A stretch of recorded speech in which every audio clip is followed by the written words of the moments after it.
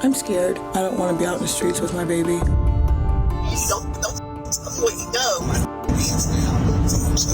I'm suggesting there's more to the story than that. Not what I was signing up for. This entire industry has really sprung up in order to take advantage of a lot of money to be made.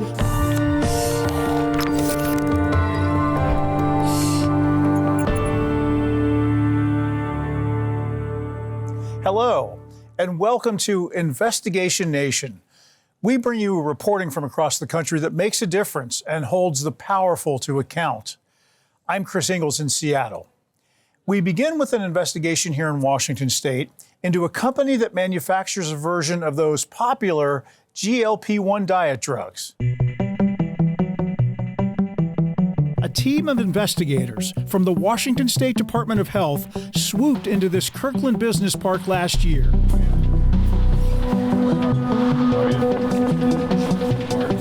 State Department of Health, and we're recording this visit For what they called an unannounced inspection. Hi, what's your name? What's your name? I'm Mike Lamb. I'm with the Department of Health. Okay. Employees of Equita Pharmacy called it a raid. Some of those same employees had tipped investigators that management hid illicit products in this warehouse a few doors down from Equita Pharmacy's main operation. They did that to evade inspectors, according to State Health Department records. This video, obtained by the King 5 investigators through a public records request, shows the warehouse manager denying knowledge of that. As far as I know, there's nothing that from the pharmacy's that entity. This is just storage for the packing supplies and stuff like that. Okay.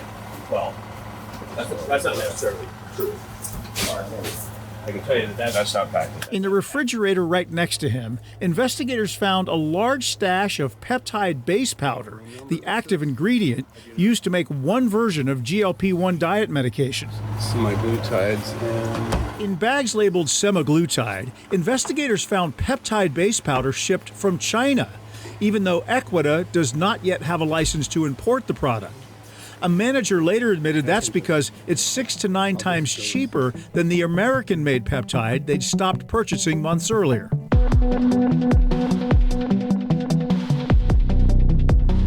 A second team of state investigators hit Equita's main pharmacy in Kirkland at the same time last year and uncovered many more violations, several of them in the clean room. That's the sterile lab where only licensed pharmacists are supposed to mix or compound the drugs. But investigators said non-pharmacists were observed performing compounding activities in the clean room. They were letting a lot of people into the clean room who did not have any licenses. Roxanne Elder was a University of Washington chemistry student hired by Equita to work in the clean room, although she says she never compounded drugs.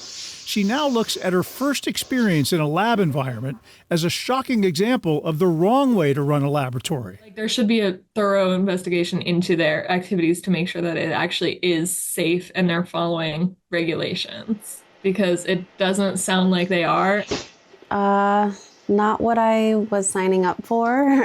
The woman in this video is another employee, Jennifer Ingersoll, who did not want to be interviewed on camera, although she's allowed us to use her name and show her face. I honestly feel like they were trying to cut corners any way they could. She's seen here in the pharmacy during one of her assigned tasks, logging into a licensed employee's account so that day laborers can access patient information, a violation, to package medication for shipping. Yeah, that is something super unprofessional.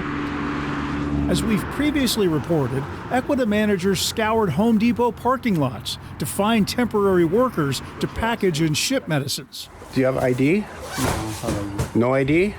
During their raid last year, investigators found 4 day laborers at Equita. Records show one man was paid $50 a day.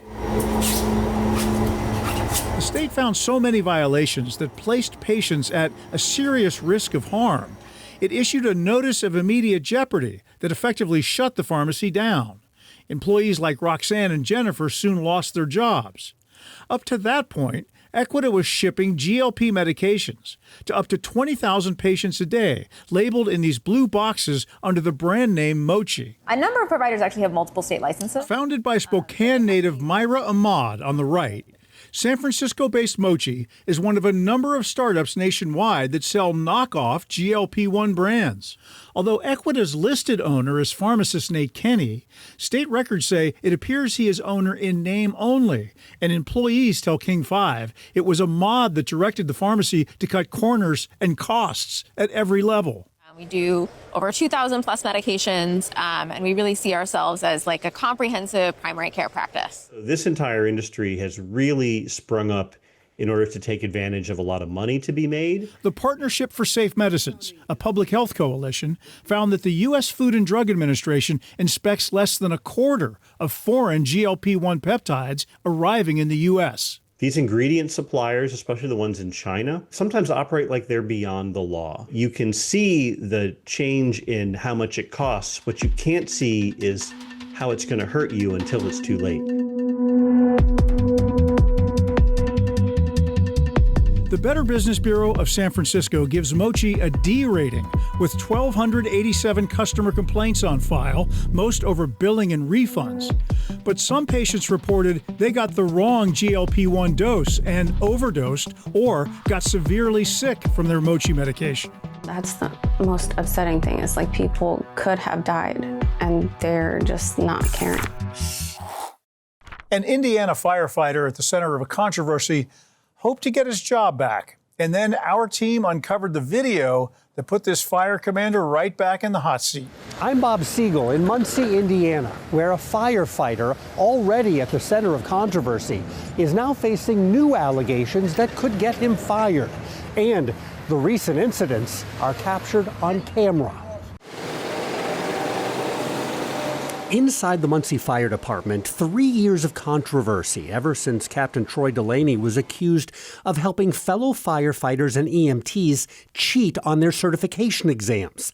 After investigating, the Indiana Department of Homeland Security revoked his professional certifications, and the city of Muncie placed Delaney on unpaid leave. I want to feel impactful in my community. But when the firefighter appealed, an administrative law judge ruled in his favor. Even though the judge found Delaney engaged in immoral conduct that was inconsistent with what is right and honest, she said none of Delaney's actions constituted fraud or material deception. She ruled the state overstepped its authority and must reinstate Delaney's credentials. And last month, a Superior Court judge agreed. Which my hope is will allow Troy Delaney to get back to work. Chris Jeter is Delaney's attorney. Should the city of Muncie reinstate Troy Delaney and hire him back again? We hope that they will, and I think that they should. City of Muncie's safer when he's a firefighter. But whether the city will reinstate Delaney is still in question, especially in light of new allegations that he engaged in unprofessional conduct. You're not that far off, I'm telling you, you're not that far off, but you're not ready to test it. This is video obtained by itn-investigates showing Delaney 6 months ago, after he got an EMT job with a local ambulance service. We have blurred the face of the coworker driving the ambulance to protect her identity. You know the material. You don't know the wording. You know what I mean? Yeah. That coworker tells 13 News Delaney wanted to help her study for an upcoming EMT exam, and in the process, threatened to choke and kill her when she did not answer a question correctly. What's diaphoretic mean? Diaphoretic means they're dehydrated. Nope. What's diaphoretic mean? I'm not gonna be nice to you when I study with you either. I'm just serious. I'm trying to. I know okay, what I'm just telling is. you. Don't tell me what you know. Show me what you know. And don't think I'll be nice. 'Cause I'm not. What does diaphoretic mean? Now. Look at my hands now. Someone choke you. You might want to cool your jets before I turn this ambulance back around. Where you turn the ambulance around and go to? Where you going? We'll go back to the station. I'll walk off. You'll be dead before you get there. I doubt it. I doubt it. It's tight. What does diaphoretic mean? Okay, you need to cool your jets, please. You're crossing a boundary. Oh, I didn't realize I was crossing a boundary. I'm sorry. I was joking. After watching this video, state regulators punished Delaney again with a new 2-month suspension. I think the Department of Homeland Security has it out for this guy, and I think they've been looking for multiple ways to exact punishment on him for whatever reason. It looks in that video that he is very threatening to a coworker. I saw a guy who's very animated. Anybody who knows Troy knows he speaks very animated. He's really into particular stuff related to public safety and certifications and firefighting. So are you suggesting that there was nothing wrong with his behavior? That's what I'm suggesting, yes. I'm suggesting there's more to the story than that. And I would love to better understand what is the additional context for this story that we should know? Well, like I said, I think there were additional audio files that went back before and after. That say what? Well, I don't know, because we weren't able to acquire them. We resolved the case before we acquired those. Delaney's attorney claims there might be evidence showing more than what you see here. What does diaphragmatic mean? Now! But he told 13 News he has no proof that evidence actually exists. And what happened in the ambulance? Well, that's not the only thing that has added scrutiny to Troy Delaney. The longtime firefighter is also facing a criminal charge for something that happened late last year in this gas station parking lot. According to this arrest report, Delaney got into an altercation with another customer inside the gas station and tried to pull that customer outside by his collar. He's now charged with battery after the Delaware County Prosecutor's Office watched the whole altercation play out on surveillance video. The new incidents are important because Delaney is still expected to appear before the city's Fire Merit Commission. At stake for the firefighter, whether he gets his job back. At stake for taxpayers, more than $100,000 in salary, back pay, and legal costs Delaney could be entitled to if he's reinstated. The question now is, will that happen in light of these new incidents? When we come back, our reporters uncover more fraud in Minnesota and the innocent victims who are left behind.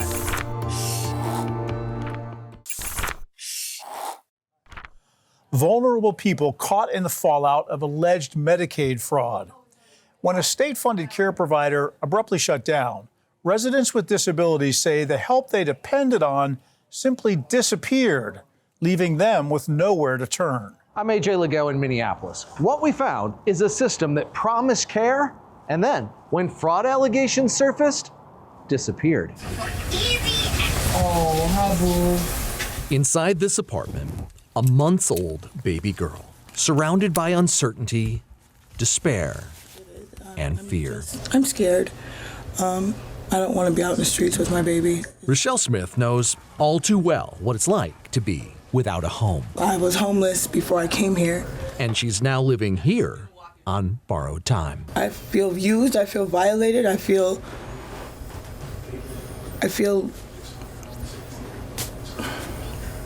worthless. Rochelle and her daughter are among the left behind.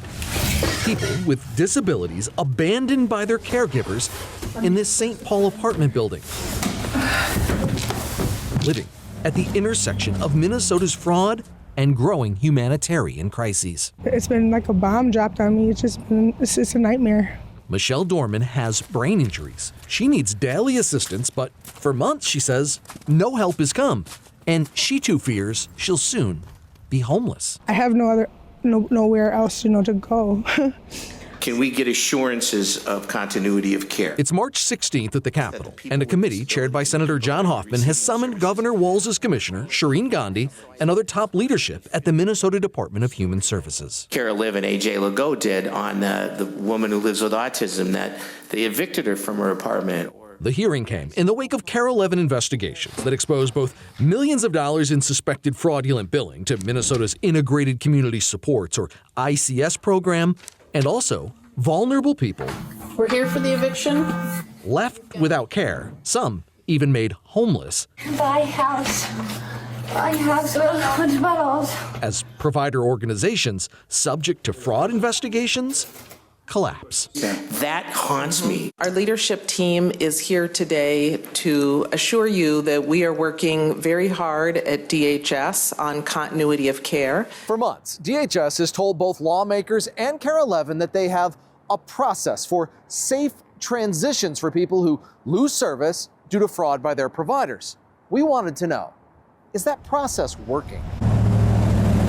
We met up with Ashray Gupta. He's the owner of the St. Paul apartment building, which was leased out to an ICS company, now accused of fraud, and is still home to several of its clients. We've tried reaching out to DHS multiple times, the city, the county, and no response. He invited us on a tour to see what the state's continuity of care looks like on the ground.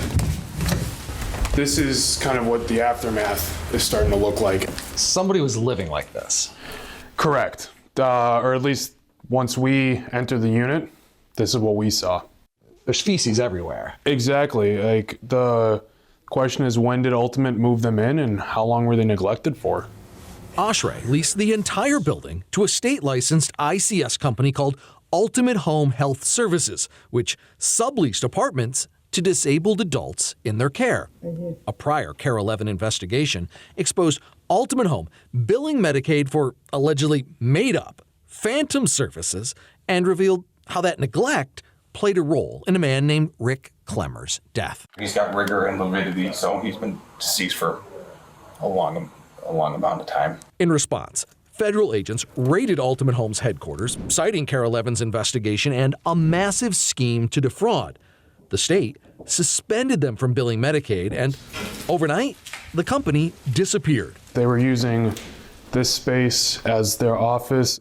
Left behind, a building full of disabled clients in the dead of winter. I think it was negative 40 degrees the week we found out this was all going on. While some residents were able to find new housing on their own and move out, others were stuck. No staff, no support, no system stepping in. I'm lost right now. I don't know where to go. It's pretty bad. Trying to do what's right, the building's owner paid to keep the utilities on and has not evicted the people living here, despite not being paid rent since November when Ultimate Home disappeared. But he says it can't continue.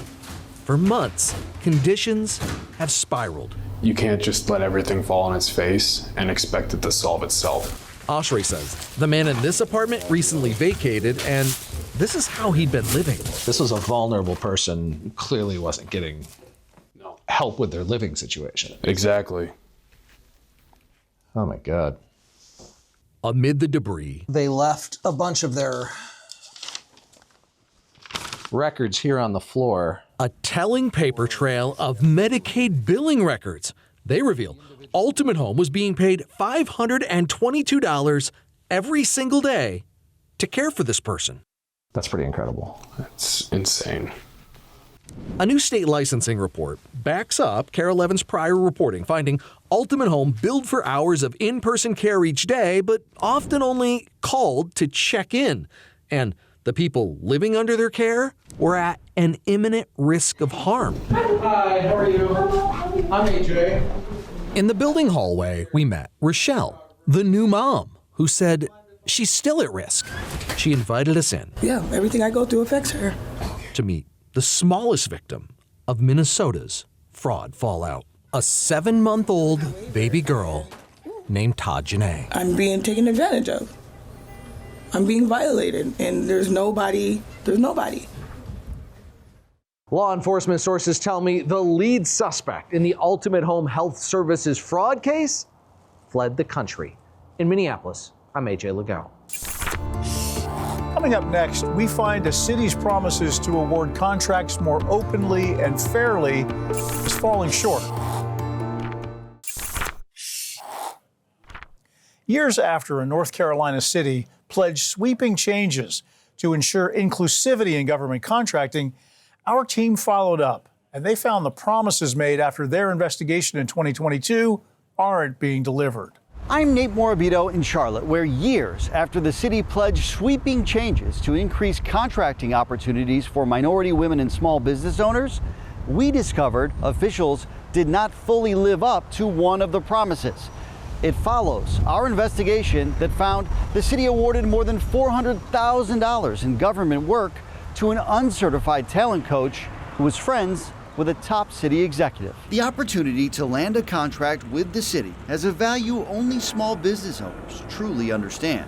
It's a big deal because it could be life or death for a company. LaPronda Span is an expert in helping those companies get government work, a time-consuming process that often doesn't bear fruit. But in recent years, the consultants noticed positive changes with the city in both areas. They have done a fantastic job with making sure that we are notified about different opportunities that are available. She's even secured contracts of her own. Even so, she says the culture still needs work. There are some who really want to see us successful and they'll do their jobs, but I think there are those who really just get a paycheck every 2 weeks. We weren't even given an opportunity to throw our hat in the ring. After our 2022 investigation found the city overlooked certified businesses for hundreds of thousands of dollars in pandemic-era work. You speak about diversity, equity, inclusion. Now it's time to walk the talk. The city manager hoped annual manager training would help restore confidence and spur more inclusion. There are opportunities for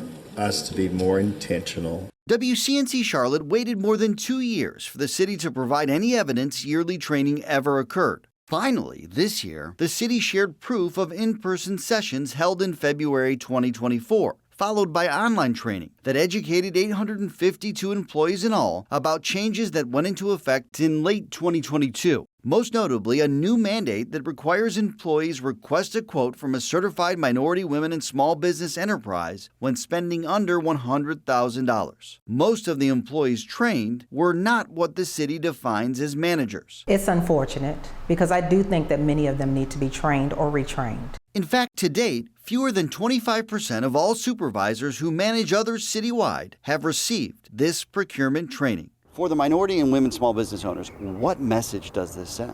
There's a double standard. Robert Dawkins is Action NC's political director. If you're going to hold people accountable, hold yourself accountable. The community activist says the city's actions suggest this training basically it's a placation. Wasn't a priority. How does that feel like a priority when it took that long to get the training done? And when the training was done, it wasn't even for all the managers. It shouldn't have taken so long. Deputy City Manager Sean Heath answered our questions in place of City Manager Marcus Jones. The procurement department was included in my portfolio. So there's more that I should have done to have ensured that the training happened earlier than it did. So that's on me. Despite the delay, he says the city feels good about the training's evolution, from targeting all managers to only focusing on the employees actually involved in procurement. Could the time frame have been compressed? It could have, and it should have. I'm accountable for that. But have we ended up in a place where we have what I believe is even a stronger system than what was contemplated at the end of 2022? I believe the answer to that is definitively yes. He says that training, plus multiple layers of procurement protections, we're very comfortable with where we are today, have resulted in a culture shift that prioritizes inclusion. Our commitment to CBI, to minority women, small businesses, is unwavering. Public records show the city's spending on these kind of businesses decreased to a 4-year low during the most recent reporting period, after years of increases. A spokesperson told us the latest report is expected to be released soon and should show an increase in spending. Next on Investigation Nation, they had his DNA for decades, so why did it take so long to match it to a cold murder case?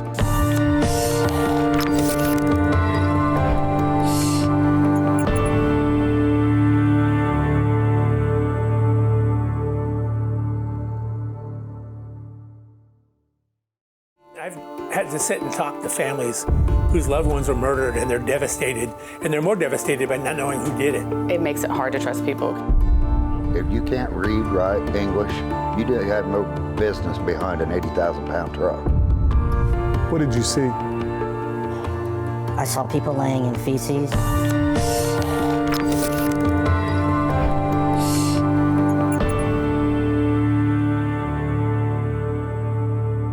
Welcome back to Investigation Nation.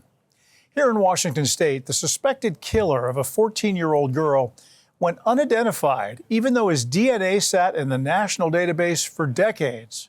Our team finds out why. When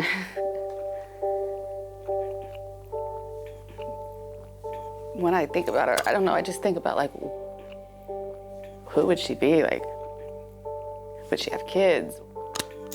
What would she have done? What impact would she have, like, made on the world? 32 years ago, Tira Frazier lost her sister to a killer.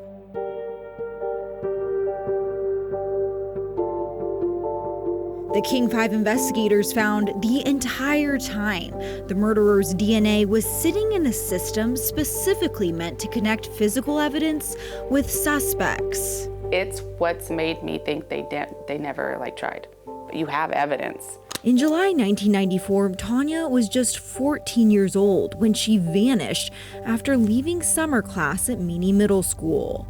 5 days later, her body was found along East Highland Drive, blocks from where she was last seen. She'd been sexually assaulted and stabbed. She turned up dead on Saturday in this field near the Arboretum, found by a man walking his dog. Well, everybody's just devastated. I mean, totally devastated. But the case went cold. Seattle detectives could not find a match for male DNA found on Tanya's body. We had somebody who we thought it might be him, said, hey, why don't you give us your DNA sample? And he agreed, and it wasn't him. He's retired now, but as a homicide detective, Hoyt Steiger says Tanya's case always stuck with him.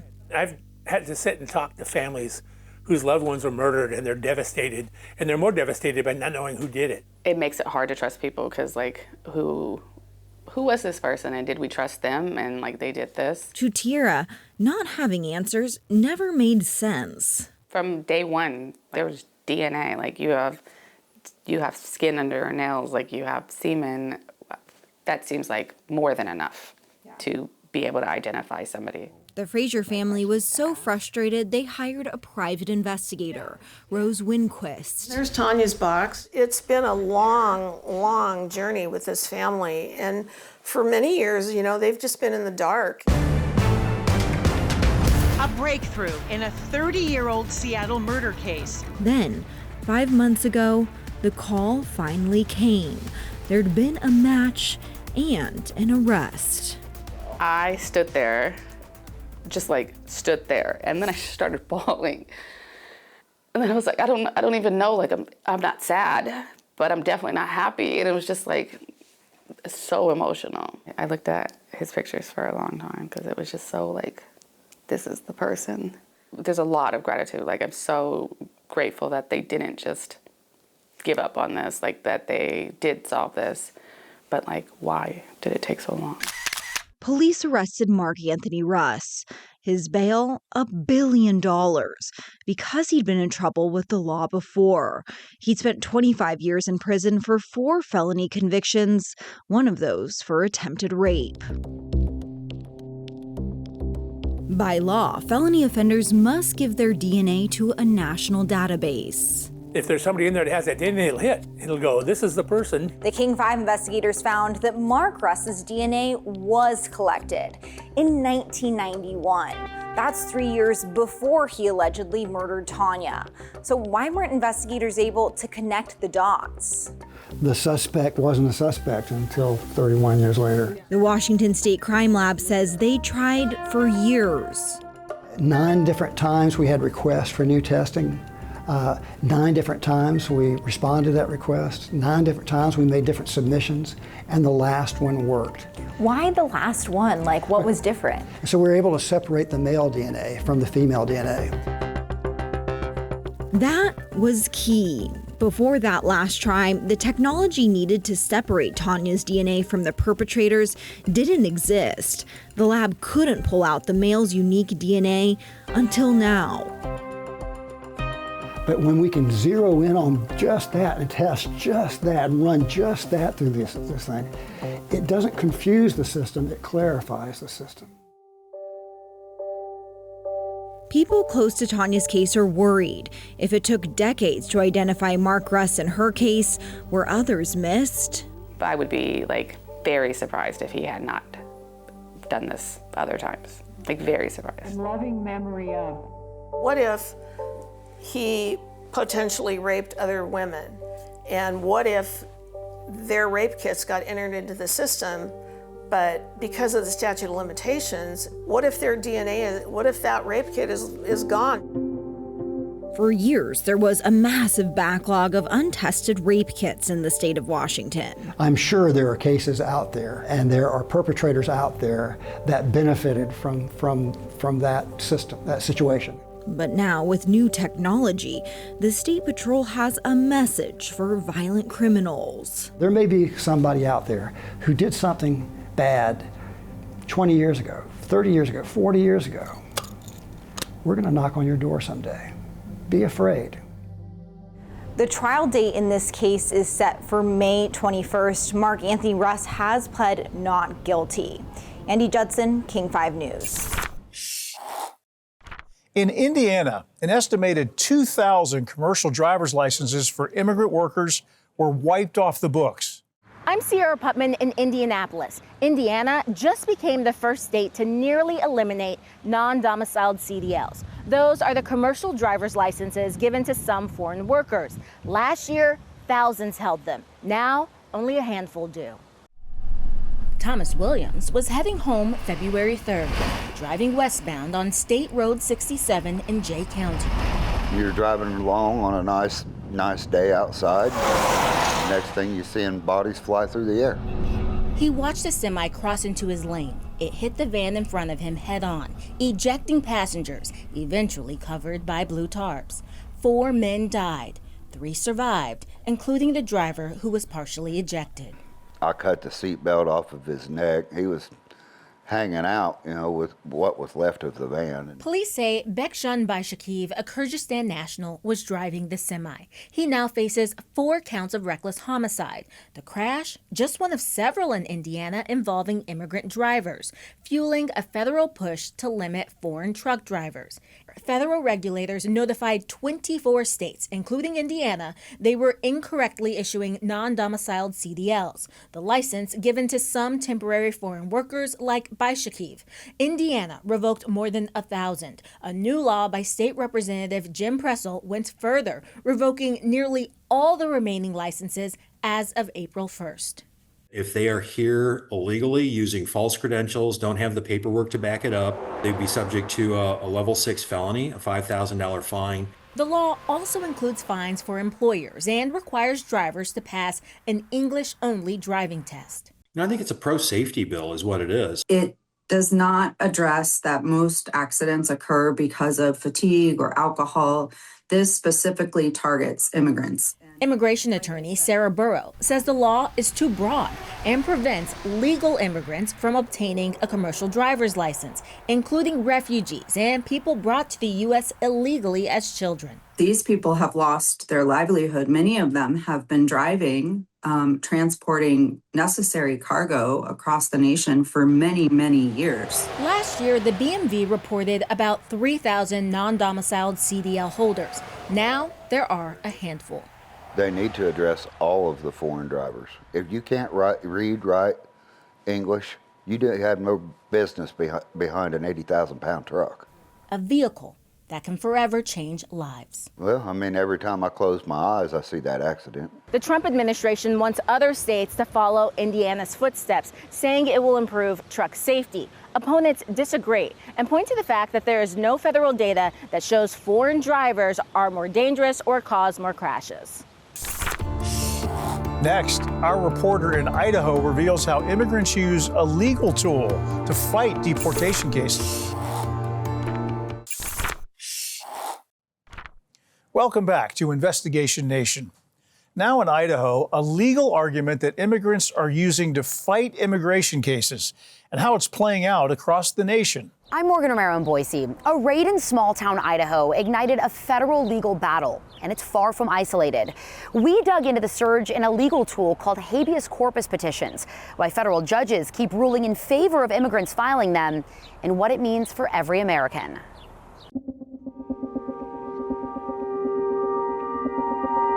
Protect and serve your community. Uphold your oath.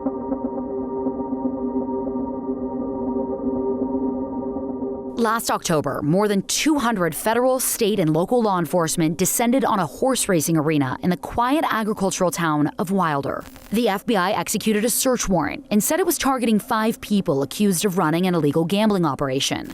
But hundreds of others were detained in the process, with ICE ultimately taking more than 100 people into custody at La Catedral Arena. Many were Latino immigrants with deep roots here, pending immigration petitions, and U.S. citizen spouses and children. That raid picked up more non-criminal individuals than I've ever seen picked up in any swoop in the entire time I've practiced law, because in the past, they used to detain people from jails, or they would detain people from their removal order hearing. In the days and weeks that followed, immigration attorneys like Nikki Ramirez-Smith reached for one legal tool in federal court: habeas corpus petitions. A habeas corpus petition as it relates to alien detainees would be the same as it relates to American detainees. It would be something challenging the lawfulness of a detention. It's a basic protection in the Constitution from unlawful detention. The Wilder raid was not an isolated case. Attorneys across Idaho and the country are filing habeas petitions for people who've lived here for years. Like one man from Mexico. In the U.S. since 1997, no criminal record, picked up by ICE in December on his way to work in Caldwell and taken to the Elmore County Detention Center on an immigration hold. Nearly 19,000 of these petitions are pending across the country right now. Data from the U.S. District Court of Idaho shows 24 filed since the start of 2025. In the 5 years prior, there were 0.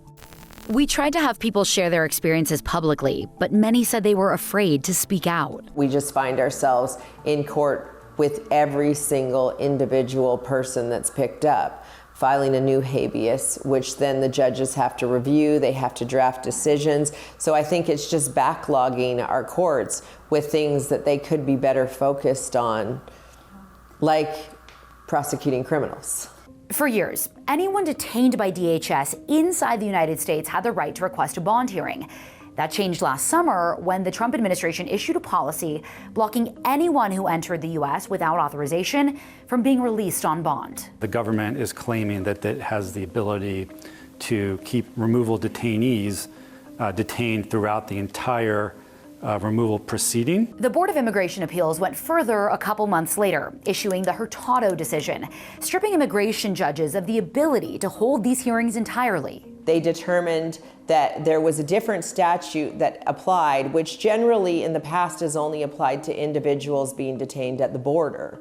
And they tried to apply that same statute to everyone nationwide in the interior. Without a bond hearing, the only path to release is a federal habeas petition. Prior to this administration, I think I filed 1 in all the years that I practiced law in Idaho. Now we're filing them on a regular basis. Winning a habeas case doesn't mean somebody gets to stay in the U.S. Their deportation case continues. It just means they have a chance to fight it while they're free, not locked up, potentially hundreds of miles away from family and their attorney. It just prevents us as taxpayers from paying to detain them for however long it takes before the immigration courts can hear their petition.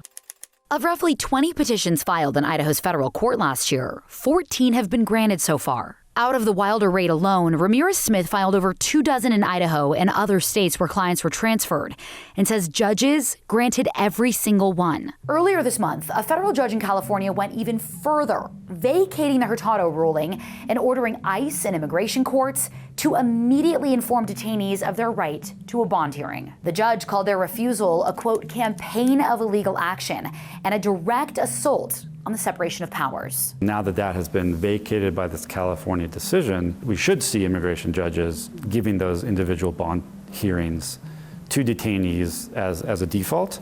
But of course, there's going to be appeals.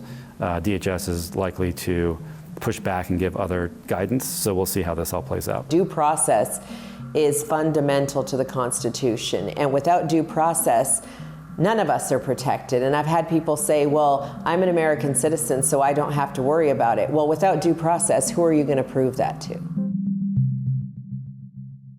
A DHS spokesperson sent me a statement saying in part, quote, ICE has the law and facts on its side and will continue enforcing this policy unless and until the Supreme Court shoots them down. Coming up, Video shows unsanitary conditions inside a Baltimore detention facility. Our investigation leads to change. Our team in Washington, D.C. exposed unsafe conditions inside an immigration detention center. Now, a former employee is speaking out. I'm Eric Flack in Washington, D.C. We disguised the identity of a former worker at the federal ICE facility in Baltimore because they signed a non-disclosure agreement before working there, which means they could face legal action for what they told us.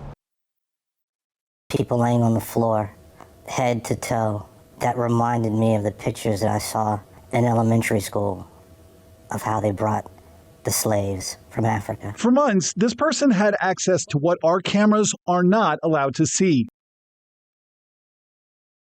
The inside of the same Baltimore ICE detention center showed in this viral video.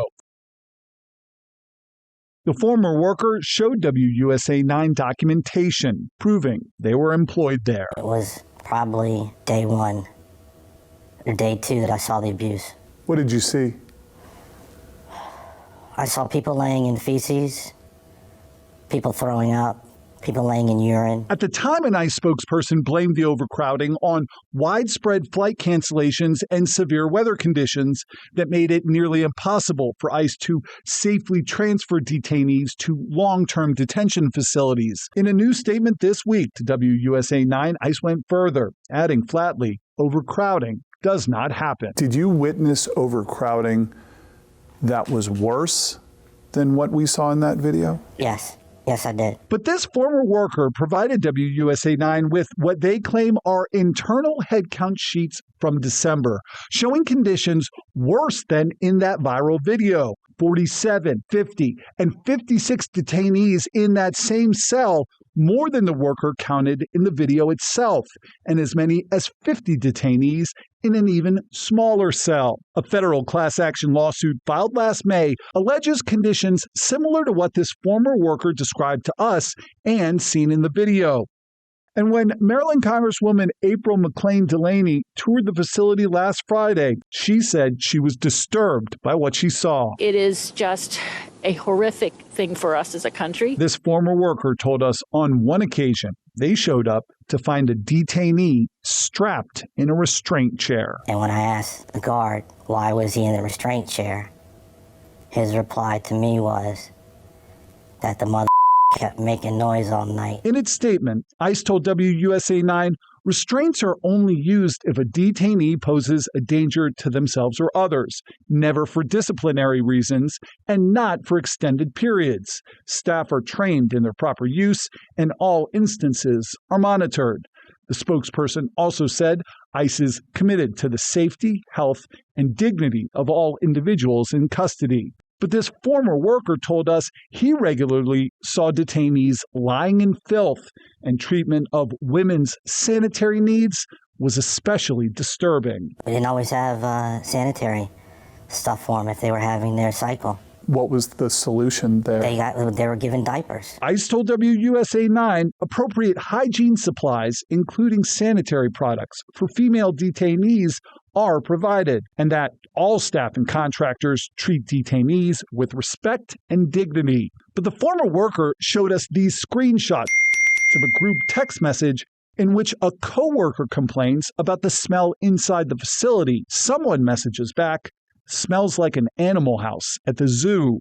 A third person seems to joke, "Goats?" And that's how I've seen some of the officers treat them and talk to them out of the Baltimore office like they were animals in a cage at the zoo. I'm for the deportation of illegal immigrants in this country, especially those that commit crimes. I've said it when I got hired. I said it in the interview. I knew who I was working for when I took this job. I had no problems with doing my job. I just have problems with the abuse and the treatment of the detainees. on that floor. That former worker told us he did report what he witnessed to his supervisors, but he says nothing was done. He also claims he was fired for the allegations of abuse. I reviewed his termination letter. It said only he wasn't a good fit for the position. In Washington, D.C., I'm Eric Flack. Thank you for watching and supporting investigative journalism. Our reporters are committed to digging for answers and delivering real accountability. From all of us at Investigation Nation, we'll see you next time.